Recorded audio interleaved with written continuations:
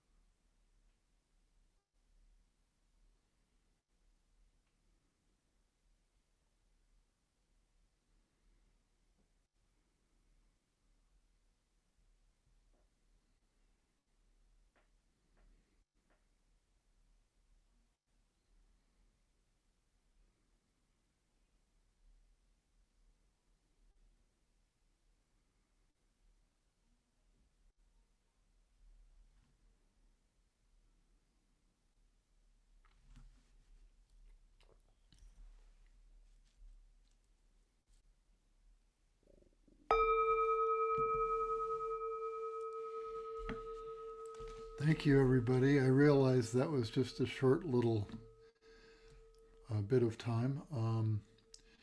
And if anyone's interested to follow up for more about this, our website will be posted at the end of our session today, and we're happy to chat with you about this. So, uh, and I think what we wanted to do is, if anyone had any comments, impressions, reactions, particular troubles, or uh, you know anything revealing of from this couple of minutes that we just shared together, please go ahead and put that in the chat, and we'll be able to see that as it comes by.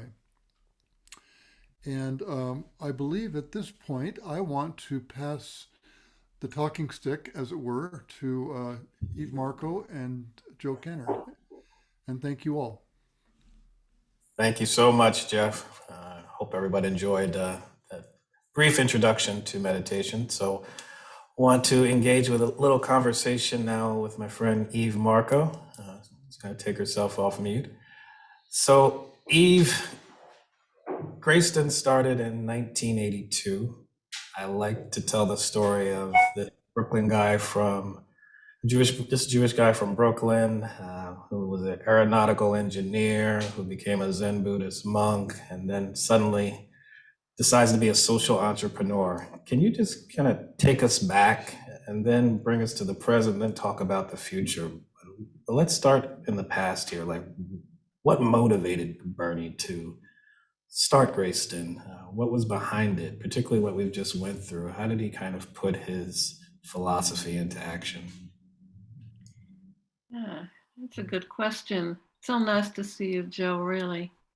And thank you to Jeff for those wonderful moments.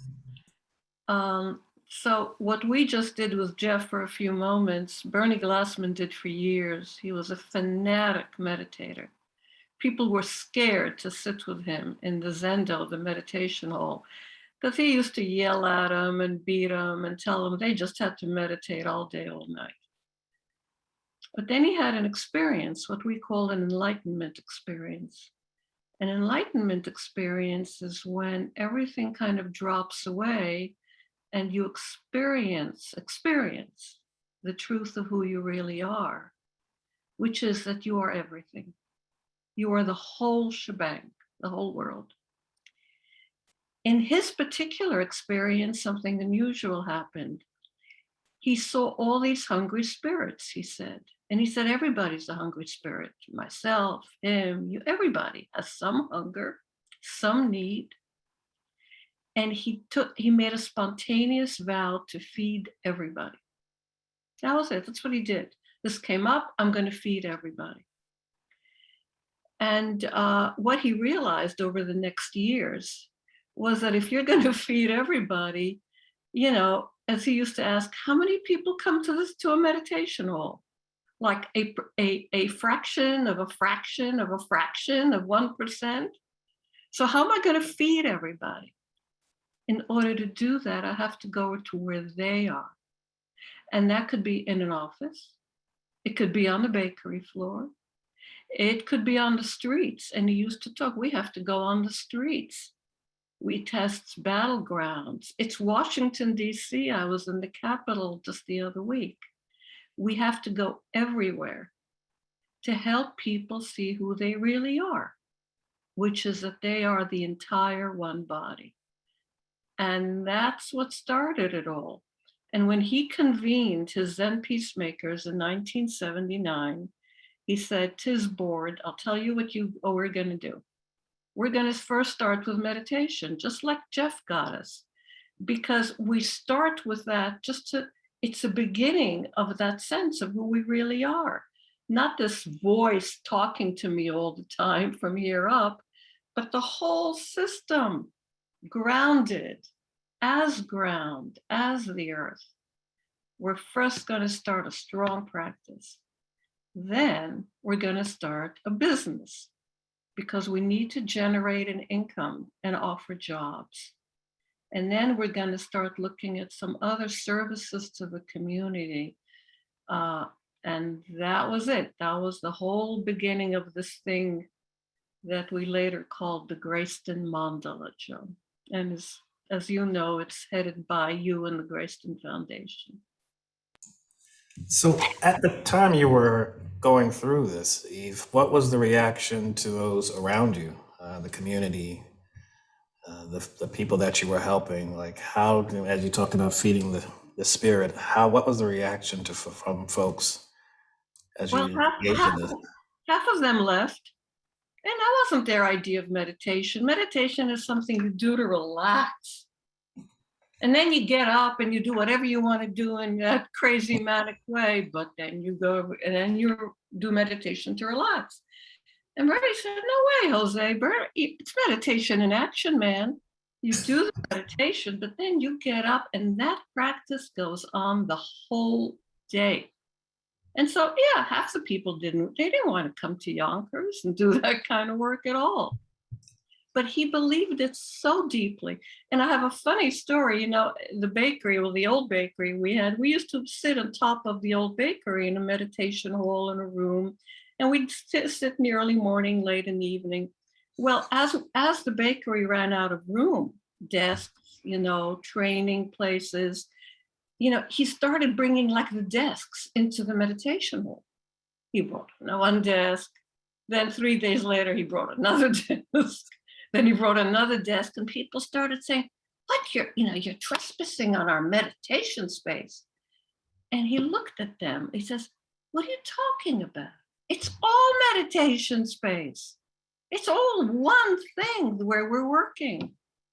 I remember that really well, Joe. You always have the best stories when I talk to you. And the one thing that I really got out of when I read instructions to the cookies, Bernie had talked about, this, we're all part of this amazing meal and how everyone has something to contribute to society. And to the extent we don't utilize each and every gift and talent that, folks have been given, we're losing folks. We're losing something from society because you're not contributing, I'm not contributing. As you look at today, the environment that we're in, the anxiety still, the uncertainty, we're still seeing social unrest in different forms, but social unrest nonetheless. Why is Grayston, an organization like Grayston, still needed today? I think that in a place of unrest, we need this practice more and more. We were broke many, many times. We took many, many risks. And then we succeeded again. And we just did that kind of work. And Bernie felt that all the wealth of the world was right there in our fingertips. In our fingertips. And we said, "What do you mean? We can't pay this bill this week. What do you mean all the wealth of the world is in our fingertips? Where is it?" And he said, "It's everywhere. But we don't see it because we have our judgments and we have our criticism and we have all these things that imprison us, So I noticed, one of the core values of Grayston is like non-judgment. We have this thing, oh, we need this and we need this and we need a person with those skills and we need that and this person has to have credentials. And he said, everybody brings their own wealth, so he really appreciated what each voice had to give and each voice had to teach us. And I think that we need that now. So you touched on something, Eve, the core values. So because you were a part of this when I was working on this with the board, our core values today are respect, non-judgment, as you mentioned, compassion, empowerment, collaboration, and transformation. How does that tie back to the history of Grayston and Bernie's philosophy? Bernie came down with 3 basic rules, and they're still followed throughout the Zen peacemakers in many different countries. And one is this not knowing. Doesn't mean letting go of what you know or all the skills and knowledge you accumulated, but it's parallel to Grayston's non-judgment. This, if you can just let go a little bit, not like this, hold it loosely. Don't hold it tight to your judgments and your ideas and what you think is right or wrong. Hold it loosely. So he called it not knowing. Grayston now calls it non-judgment. And then he said, and now bear witness. Be there. Don't read about it. Don't look at, all those things are okay, but get as close as possible to the situation, to the people. Listen, deep listening. And out of that comes the action you're going to do. And you don't have to worry about it ahead of time. You don't have to think, oh, I don't know what to do, so I better not start. No. Don't worry about it. It'll come up out of this not knowing, letting go of these judgments, bearing witness, and something will come up. You'll get an idea. You'll get a sense of what to do. So we have a little bit of time left, just about a minute or so. Eve, give us a little hope, and where do you see the future? Where do you see Grayston going next 10 years, 2030? What will we be doing in 10 years? I think it's begun a number of years ago, but the open hiring, when I think of all the people who can't get jobs because of histories, whether involved with the judgment, with the justice system, what, we all have our histories. We call it our karma. We all have that. And being able to work, to get some training, and to feel an entree into a world that turns their back on you, that is so, so sad. And so when Grayston does that, and it's just gone on, and Grayston has evolved, which is so fantastic. It responds to the situation as it arises, flexible, spontaneous, and very, very inviting. That's what we need more of. Well, I want to thank you, Eve. You were amazing. And as always, I enjoyed talking to you. So thank you so much for the conversation. Thank you for sharing. Thank you, Joe. All right. Well, I just want to transition. That was an amazing conversation between Eve, and thank you, Jeff, for leading us off with the meditation.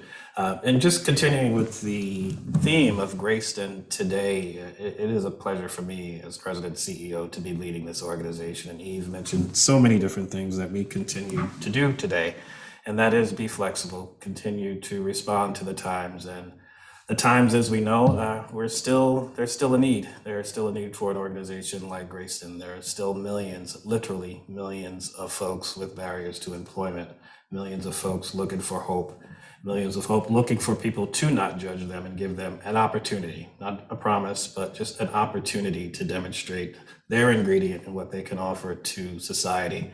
And we're very proud to have as our new mission statement, to unlock the power of human potential through inclusive employment, one person at a time. And as Eve outlined, we continue to live up to the values that our founder has established. And we're proud to be an organization that believes in respect, empowerment, not judgment, compassion, transformation, collaboration. This is what we're all about. And we are going to continue to do that. We're going to continue to be flexible too. There was a time when, as Eve knows, we were in low-income housing. We had child care centers. We had community gardens. We had housing for chronically homeless with HIV/AIDS. We continue to respond to the needs at that time.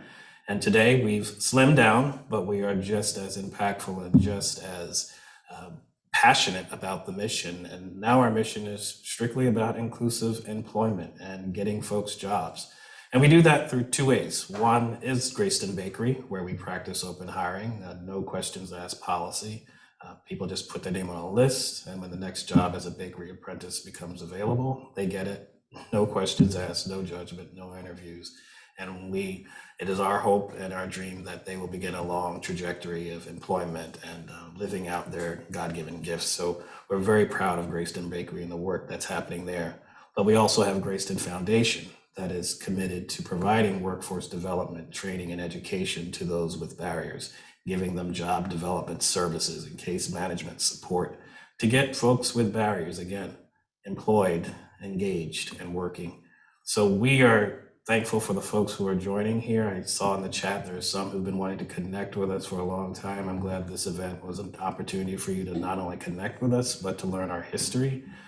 And we are just grateful to have you here tonight. And we hope that you will go to Grayston.org and sign up for our information lists, and so we can be on our distribution and get our newsletter. And as I always say, buy, donate, replicate, buy the brownies, donate to the foundation, and replicate the open hiring model.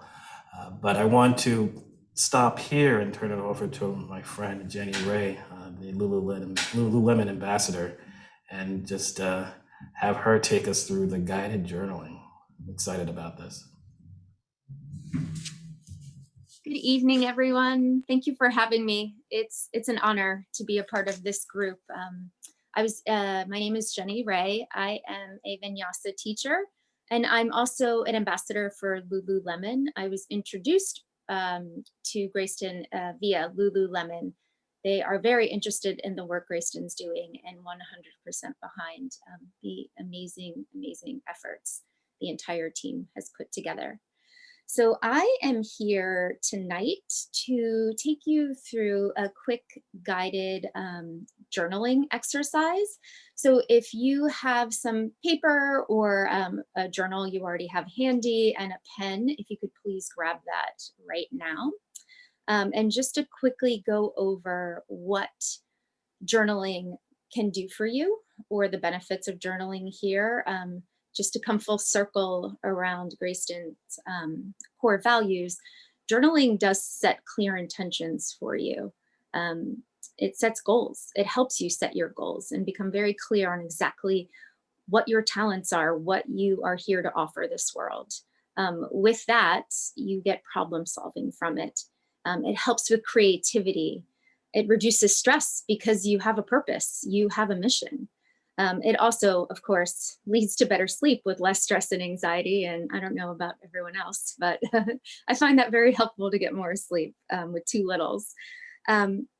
You're also more inclined to take action when you have something written down in stone and it is set for you. And in those quiet moments where you can reflect, that's the truth that's coming out. And that's probably what you need to work on most.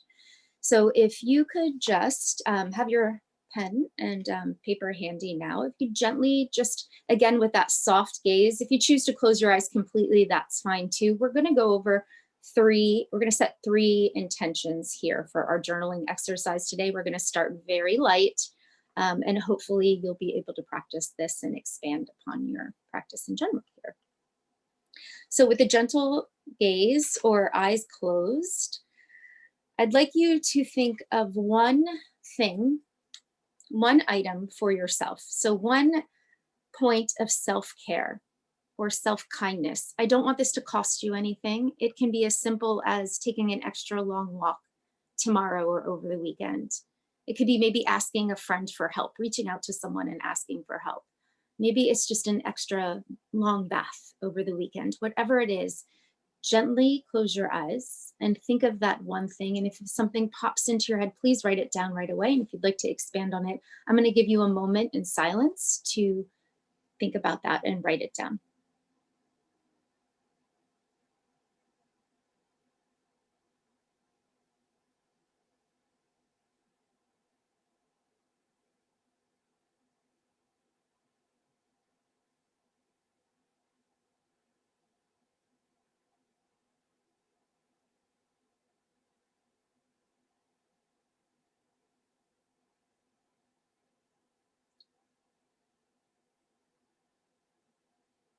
And once you've had that, you can look that over and just save that for yourself.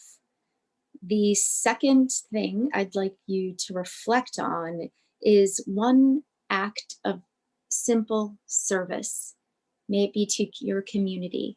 It could be emptying out a room and making a donation box for your community tomorrow.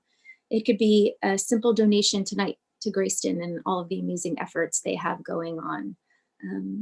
Just sit, and maybe it's the first thing that comes to mind and something you'd like to focus on for one act of service.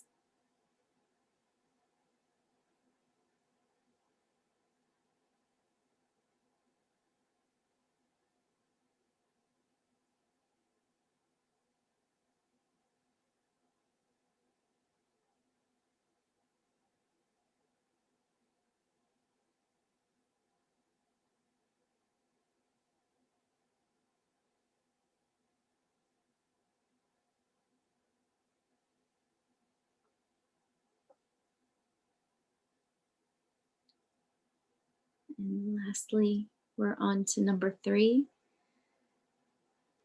Third point I'd like to reflect upon is one small act of kindness towards another. It can be a relative, a friend, a stranger.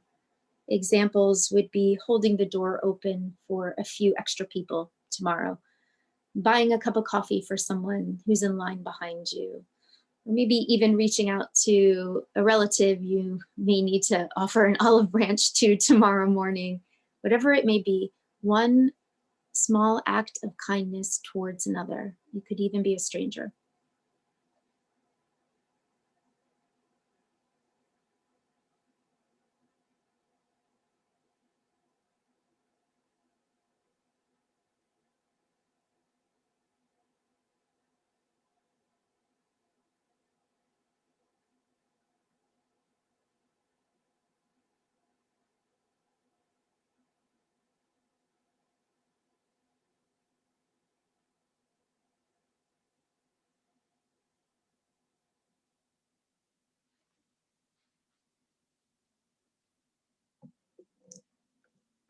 I thank you all for taking the time to reflect.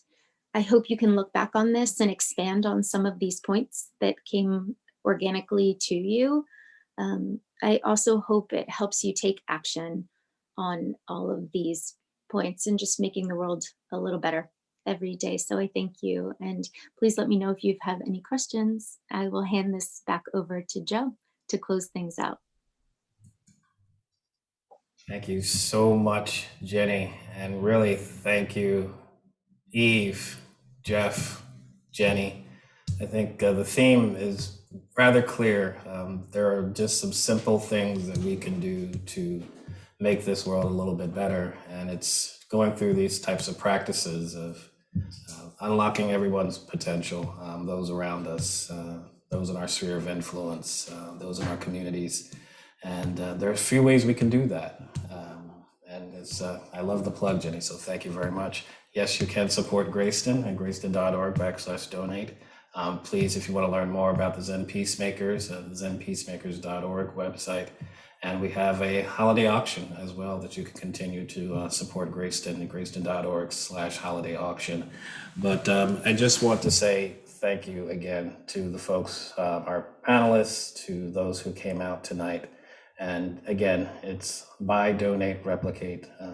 Tis the season to buy our brownies and for either corporate gifting or holidays, or you can support us at the foundation, as I mentioned before, or let's continue Bernie's vision of seeing this model of open hiring practice in other localities. And looking at the list, there's people from all across this country and other countries as well. Let's get this message far and wide. And let's really make an impact on not just our communities, but on this world. So the call to action is to take a look at the screen and click on those websites and sign up and participate. There will be some information in the chat as well. But let this not be the last time that you connect with us. Find your place, get in and fit in where you can. Buy, donate, replicate at grayston.org. And again, thank you to my panelists, Eve, Jeff, and Jenny, and thank you all for joining us tonight. Have a good evening.